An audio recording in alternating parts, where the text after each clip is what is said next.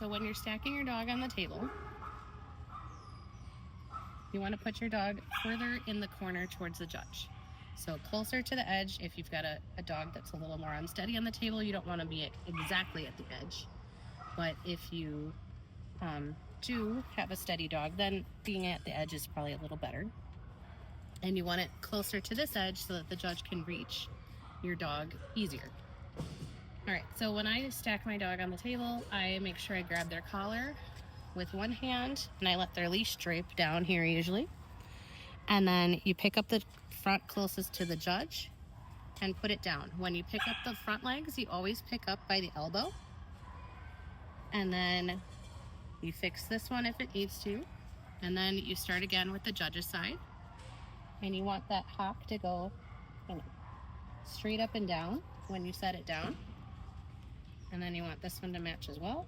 And sometimes if they're not stacked right to begin with, you need to slowly work them into that actual true stack. And then with a Sheltie, what I'm going to do is see how she's leaning back a little bit. I'm going to cup my fingers around her jaw, and then I'm going to pull her forward just a little bit because that pulls her front up more. And then come around here.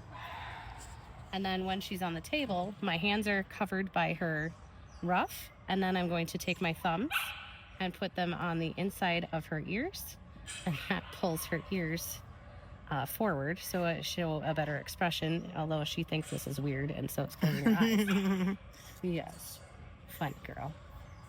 And then when the judge comes up to you and they kind of come behind you, you can like hold this a little bit so they can see the ears looking nice.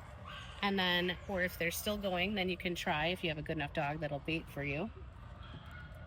Yeah. You would hold the treat out here.